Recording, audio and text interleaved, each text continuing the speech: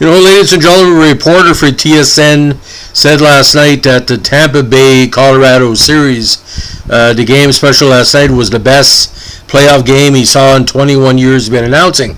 But I hate to tell you this, in the 1975-76 season, all the playoff series were just as good as the one game that Tampa Bay and Colorado played last night. So today we're going to be going over the 75-76 NHL season, the 59th for the NHL.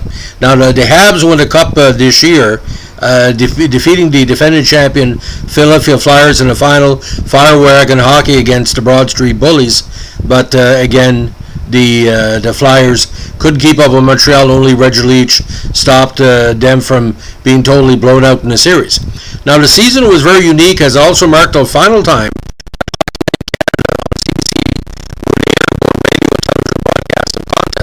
the show would become exclusive to television in the 77 season.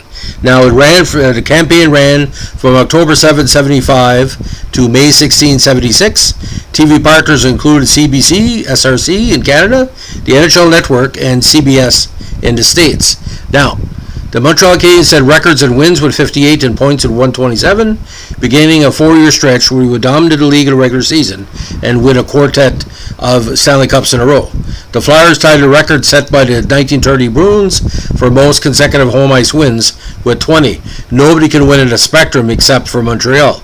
Now, during the regular season between December 28th and January 10th, Super Series 76 took place as two teams for the Soviet Championship League played 8 clubs against 8 exhibitions against NHL squads. HC CSK Moscow, or better known as the Red Army Club, were defending Soviet champs, played against the New York Rangers, Montreal, Boston, and January 11th, the defending NHL champion, the Flyers, while the Soviet Wings, or Kryla Sovetov Moscow, played against Pittsburgh, Buffalo, Chicago, and the New York Islanders. Notice they never played Toronto or Vancouver. I wonder why. The blockbuster trade of the year, of course, saw the Bruins send superstar center Phil Esposito and Carol Vadnais to the Rangers for Jean Rattel and Brad Park. Both Rattel and Park would excel for the Bruins for years to come, while Esposito's days as the permanent scorer in the NHL preeminent scorer in the NHL were behind him. Now, another big thing in the campaign, on February 7, 76, Darryl Sittler set an NHL record that still stands for most points in one game. He recorded 10 points, including a double hat trick and 4 helpers against the Bruins, obviously missing Jerry Cheevers. Now, the regular season, Boston took the Adams division 48-15-7, followed by Buffalo and Toronto, who both made the playoffs. Montreal outlasted the Kings by 42 points, with Pittsburgh also making the playoffs. In the Clarence Campbell Conference, the Flyers, Islanders, and Flames all made the playoffs, Islanders ending up with 118 points.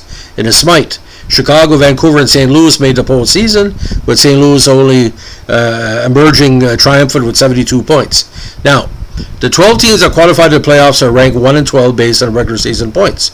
Only teams that qualified for the playoffs could get in. Obviously, there was no play-ins.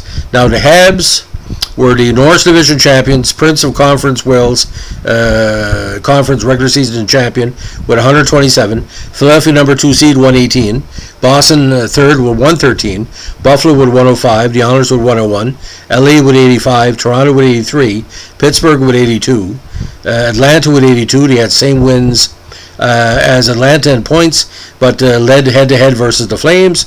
Chicago was 10th, Vancouver was 11th, St. Louis was 12th. So the play-in was a best of 3 first round. Buffalo outlasted St. Louis 2-1. The Islanders knocked out Vancouver 2-0. Toronto knocked off Pittsburgh 2-1, while LA, in a very interesting series, knocked off Atlanta 2-0. Now, division winners, of course, earned a bye to the quarterfinals, which was Chicago, Boston, the Flyers, and Montreal. Now, in the first round, the Sabres, in a very unique roundup against St. Louis in the preliminaries. They were the first seed of the preliminary round and 4th overall. The Blues were the 8th seed of the preliminary round and 12th overall. It was a tough series, ladies and gentlemen, as Buffalo had to win the last 2 games in overtime after losing the 5-2 to St. Louis at the St. Louis Arena the first game. Don't know why St. Louis got to host the first game, but the way it went. Buffalo lost 5-2, but won 3-2 and 2-1. Now, the Honors of Vancouver. Vancouver was the 7th seed, and the Honors were the 2nd seed, and 5-3 and 3-1 for the Islanders. First game at Nassau. Now the Kings were the 3rd seed of prelim round, and were to face Pittsburgh, but they had points. This was a tough series with the Kings winning 2-1 at the Forum and winning 1-0 at the Omni against Atlanta in the second game. Toronto-Pittsburgh, another interesting series. Toronto won the opener 4-1, lost at the Civic Arena in Game 2, 2-0, but then shut out Pittsburgh 4-0 in the important third game. Now Montreal-Chicago in the quarters. Montreal and Chicago are good friends. There's the 17 playoff series between these squads. Montreal led 11-5 in previous meetings, and he won 4-0, 3-1, 2-1, and 4-1 in a very defensive-minded struggle. But the big series, of course, was Flyers-Maple Leafs, where Toronto had a hard time at the Spectrum, but had an easy time at home. 4-1 to 3-1 losses at the Spectrum for Toronto in the opening games, but he came back and won 2 consecutive 1-goal games, 5-4 and 4-3. Game 5 at the Spectrum, Flyers knocked them off their pedestal 7-1, but Game 6 in one of the biggest offensive games in Toronto playoff history of recent memory, they won 8-5 against the Flyers, only to lose 7-3 back at the Spectrum. In the second straight year that Toronto had lost to the Flyers. Now, Bruins and the Kings, first time they met, a very, very tough series. Boston won Game 1 4-0 in Boston, lost 3-2 in overtime in the second game at the Garden. Kings led 2-1 with a 6-4 win in Game 3. Bruins won 3-0 in Game 4 at the Forum. Back home won 7-1, trying to wrap up the series at the Forum, lost 4-3 in overtime, and then the Bruins eventually clinched it with a 3-0 shutout in Game 7. Now the Sabres and Islanders series, considered one of the best of the decade. Buffalo won the first 2 games of the series, only have the Islanders come back and won 4 straight, 3 of those 4 games without Nassau. 5-3, 4-2, 4-3, and 3-2. Buffalo had won 5-3 and 3-2 in the opening games. Now in the semifinals, a rematch of the year previous where the Islanders took them to 6 games. Montreal won 3-2 and 4-3 at home, 3-2 at Nassau. The Islanders won 5-2 in Game 4, and of course Montreal clinched it with a convincing 5-2 win in the Game 4. Boston-Philadelphia rematch of the course of the 74 series. Boston won the first game, only lose the next 4. 2-1 in overtime against the Spectrum in Game 2. 5-2 and 4-2 at the Garden, and 6-3 for the Flyers, where they basically were missing Bobby Orr quite a bit. His prowess. Now, in the final, this was the second playoff series between Flyers and Montreal. First time they met was in 73. Montreal won at 5, and Montreal did well to hold the tough knock Flyers at bay, winning 4-3 and 2-1 at home, 3-2 in Game 3 on mostly on a big goal by Pierre Bouchard. Steve Shutt and Pierre Bouchard, Mahovlich and Lafleur, and Cornway scored in Game 4 to win the series, and well deserved. Now Prince of Wales, Montreal won it. Clarence Campbell-Bowles to the Flyers. Art Ross was Guy Lafleur. Masterson was Roger Gilbert. Calder was Trache. Connie Smythe, of course. Reggie Leach with 19 goals. The Hart went to Bobby Clark, the most valuable player regular season. Jack Adams Award, top coach to Don Cherry. Norris, best defenseman, Denis Potvin. Lady Byng for excellence in sportsmanship, Jean Rattel. Lester B. Pearson Award, outstanding player regular season, Guy Lafleur. Vezina for top average, Ken Dryden, Noah LaRocque that year. And Lester Patrick for service to hockey in the U.S., Stan Mikita, George A. Leader, and Bruce A. Norris.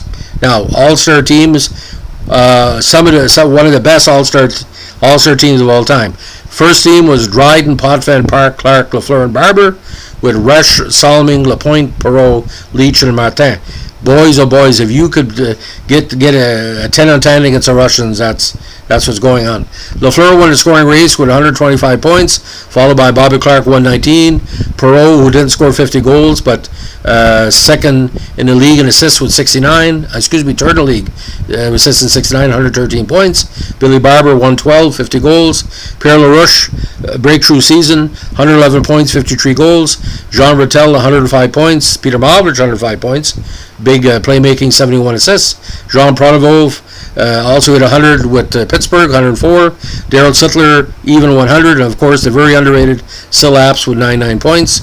Leading goalies included Ken Dryden, 42, 10 and 8. Chico, 23, 11 and 8. Dan Bouchard, Atlanta, 17, 8 and 2. Wayne Stevenson, who took a lot of the games because Perron was injured, 40, 10 and 13. Billy Smith won 19, 10 and 9. Jules Gilbert, winning percentage was quite strong, 33, 8 and 10. Esposito, 30, 23 and 13. Rogie went 26, 20 and 5. Wayne Thomas, very underrated season, 28, 24 and 12. And Gary Simmons, 15, 19 and 5. And plus minus, of course, won by Bobby Clark.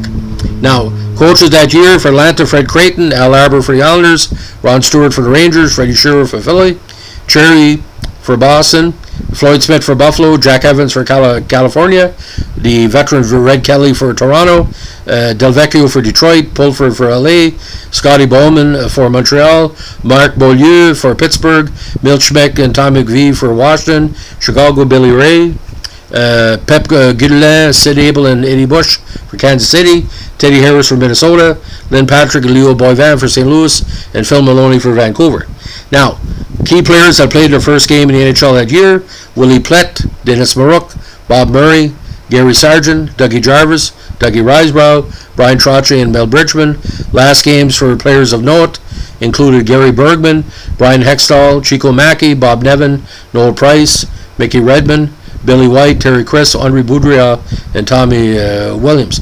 Now, ironically, Boudria, it was his last game in the NHL, but he jumped to the WHA that year. So if you want to learn more about the season, mini YouTube, talk about that 75-76 campaign. Game 4 between Flyers and Montreal is readily available, as is some of the 76 Olympic results and some of the American, team-by-team results, like NHL films run by NFL Films. So a very, very good season for the NHL, probably the best in recent memory. I really enjoyed it. Hockey cards were cheap. Scotiabank would give out magazines, hockey digests, various publications. Hockey News was great. 75-76 to me ranks as a top 5 season of all time. And you can't deny how strong the Flyers and Buffalo and the Islanders and Boston and Montreal were. It was a beautiful time to be an NHL fan. Thanks for listening. And don't forget, a like, comment, or subscribe, or share is well appreciated. Bye.